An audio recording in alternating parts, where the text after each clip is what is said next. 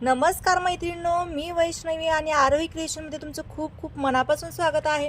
तर आज आपण खूप सुंदर असं चोकर बनवणार आहोत, हे पारिजातकचे फूल आणि चंद्रा वापरून। तर चला बनवायला सुरुवात करूया। तर सगळ्यात आधी इथे मी 20 गेजची तार घेतलेली आहे आणि ह्या तारेला आपण राऊंड करून घेणार आहोत।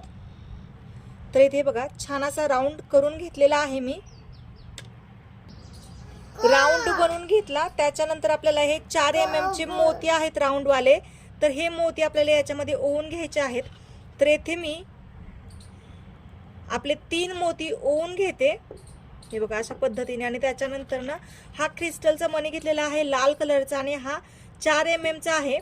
त्याच्यानंतर ना आपण याच्यामध्ये एक हे आपण जे फ्लावर बनवलं होतं, तर हे फ्लावर याच्यामध्ये ओवून घेणार आहोत। आणि हे फ्लावर कसं बनवायचे याचे भरपूर असे व्हिडिओज आपल्या चॅनलवरती आहेत, जे की आपण पारिजातकचं डिझाइन बनवलेले आहे। तर सेम त्याच पद्धतीने आपल्याला हे देखील फ्लावर करायचं आहे। फक्त आपल्याला याच्यामध्ये मनी जे आहेत तर ते राऊंड वाले घ्यायचे आहेत, पारिजातकला आपण ड्रॉप शेपचे घेतो।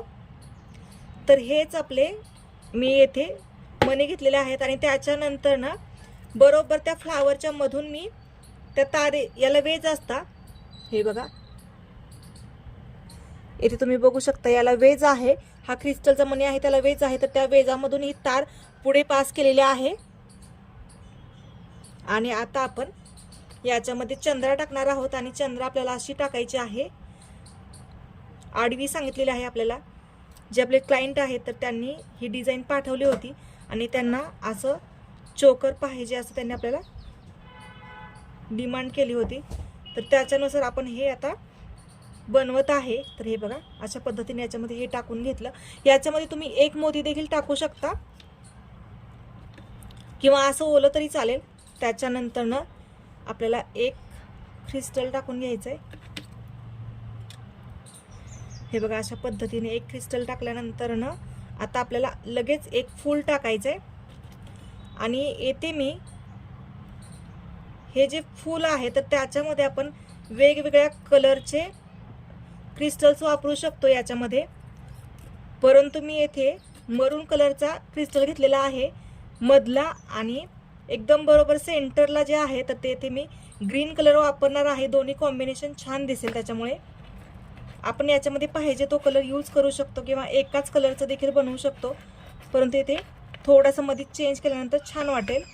तर इथे मी 7 एकदम फ्लावर वापरणार आहे। तर 3 असे 6 फ्लावर जे आहेत मरून कलरचे वापरणार आहे आणि एक जो मधला आहे तर तो ग्रीन कलरचा वापरणार आहे। तर हे बघा अशा पद्धतीने मी ओवून घेते। सगळ्यात आधी हे व्यवस्थित अशा पद्धतीने ओवून घेते। हे झाल्यानंतर ना आता मला लगेच एक चंद्रा टाकायचा आहे, त्याच्यानंतर एक क्रिस्टलचा मनी टाकायचा आहे। आणि असे 3 फ्लावर टाकल्यानंतर ना मी एक ग्रीन कलरचा फ्लावर याच्यामध्ये ओवून घेणार आहे। आणि लगेच त्याच्या पुढे देखील सेम प्रोसेसने असं टोटल याच्यामध्ये मी 7 फ्लावर ओवून घेणार आहे आणि चंद्रा देखील ओवून घेणार आहे। तर ते ओवून घेऊया आणि नंतर कसं पॅक करायचं ते बघूया। तर येथे मी 5 मोती ओवून घेतलेले आहेत आणि इकडे देखील आपल्याला 5 मोती ओवून घ्यावे लागणार आहेत। आपण 3 मोती ओले होते।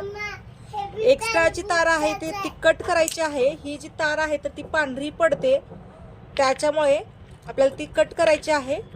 आणि इथे आपल्याला राऊंड करून घ्यायचा आणि इकडचा राऊंड आपल्याला आणखी काढावा लागेल आणि याच्यामध्ये 2 मोती ऍड करायला लागतील। तर तुम्ही डायरेक्ट 5 मोती ऍड करून घ्या, म्हणजे नंतर हे काढावं लागणार नाही। आणि बिगिनर्स असाल तर ते व्यवस्थित त्याने काम करायचं आहे। जर तुमचे 3च मोती असतील आणि तुम्हाला आणखी टाकायचे असतील तर एक तर टाका, किंवा जर काढलं तर एकदम फिनिशिंग मध्ये काम करा। याचं फिनिशिंग नंतर व्यवस्थित येत नाही बऱ्याच जणांना, तर त्याच्यामुळे जी आपली ज्वेलरी आहे तर ती व्यवस्थित दिसत नाही। एक तर तुम्ही मग 3च ठेवा किंवा एकदम वेळ जरी लागला तरी चालेल, परंतु फिनिशिंग मध्येच काम करा। आणि इथे आता आपल्याला राऊंड बनवून घ्यायचंय, अशा पद्धतीने एकदम प्रॉपर राऊंड आला पाहिजे आपला। इथे बघू शकता तुम्ही। आणि आता आपल्याला हे जे आपले चंद्रा आणि पारिजातक आहे तर ते एकदम व्यवस्थित फिटिंग करून घ्यायचं आहे। एका दिशेला हे आणायचे आहेत आणि त्याच्यानंतर आपण याला फिटिंग करणार आहोत. हे बघा अशा पद्धतीने. आणि आता याला फिटिंग करण्यासाठी आपण आहे त्या ताराचा देखील यूज करू शकतो किंवा आपण येथे याला आणखी तार जॉईंट करू शकतो. जसं मी व्हिडिओमध्ये दाखवत आहे अगदी तुम्ही देखील तसंच करा.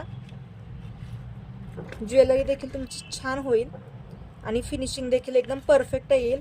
आपले भरपूर असे व्हिडिओज आहेत तर नक्की तुम्ही बघा. आवडले असतील तर लाईक करत जावा, शेअर करत जावा.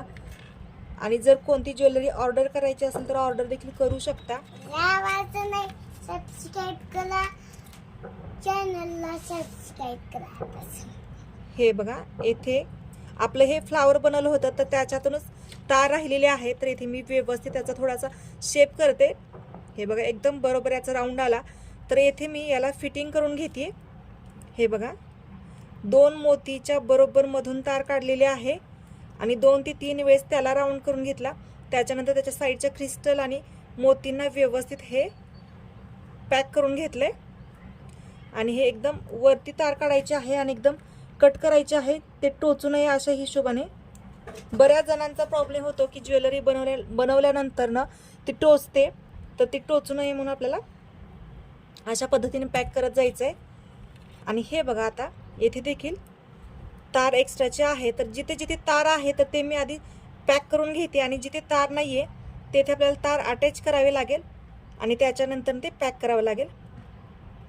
हे बघा हा क्रिस्टल देखील व्यवस्थित हा पॅक करून घेतलाय. आता चंद्रा पॅक करायचा आहे. चंद्रा पॅक करण्यासाठी आपल्याला याच्यामधून तार काढावं लागते. त्या चंद्राला वेज असतात तर त्याच्यामधून तार काढली आणि व्यवस्थित अशा पद्धतीने पॅक करून घेतलंय. याला आणखी मी एकदा इकडच्या साईडवरून पलीकडे तार काढणार आहे आणि ते देखील पॅक करणार आहे. तर हे अशा पद्धतीने चंद्रा देखील पॅक करायचं आहे.